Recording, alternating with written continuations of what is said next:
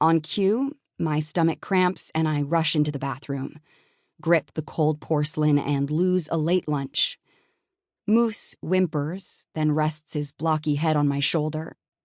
He's a 145-pound Great Dane, but despite his size, he's a big baby. I'm good. Promise. A kiss between Moose's eyes, swish of mouthwash, then I return to the mirror, sweep my dark brown hair into a glossy chignon. On goes a light coat of foundation, blush, eyeshadow, dark gray liner, false lashes, and red lipstick. One final look confirms everything is in place. I swivel my chair and rifle through last-minute reminders. When the phone rings, there's no need to check caller ID. My agent always calls before a show. Hey, Lucas. Lucas crows. We have a deal. The news shoves me back in the chair. Sylvie, why aren't you jumping up and down and screaming? We've been working toward this for years. Are you jumping up and down? I might have shot a fist in the air when Jackson phoned to say we had the green light. Syl, it's a guaranteed 10 episodes, more money than we'd hoped for, bonuses, and if we get the numbers, which I'm sure you will, we can push E for a 2-year run. This is huge. I don't know if I do. That's why we make a great team. While we talk, I wander around the dressing room, past a long mirror, a chipped wooden table and mismatched chairs, and a dusty shelf with a drip coffee machine that looks like it belongs in a 1950s diner. My rider, a set of requests fulfilled by each venue, is pretty basic. I ask for a well-lit mirror, a private bathroom, a few bottles of water, and lots of coffee. But don't demand anything fancy, like an espresso machine. Sylvie? Connections don't always happen. You know that. Then you build a bridge. When I started, Syl, what you do, it's incredible. You make people feel better. There's no harm either way. I've told you that since the day we met. You're one of the good guys. I rest my forehead against the cool wall to quell a nervous heat. I'm not consistently filling theaters at the shows. Your numbers have been climbing fast. I've never been on TV.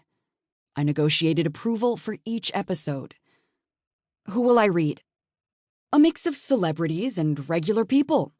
Sylvie, if you don't take this opportunity, someone else will. That's just the way things work in this business. I run through my options.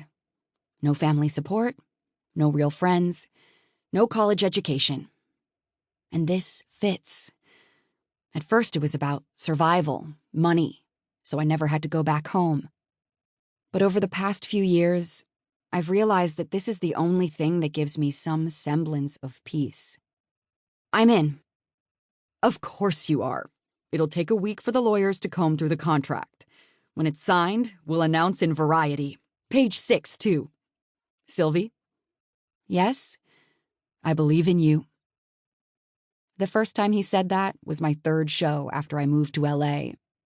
Just a basement club in Venice, but Lucas made sure it was packed and that a few small entertainment papers were there. I was on fire, hit after hit.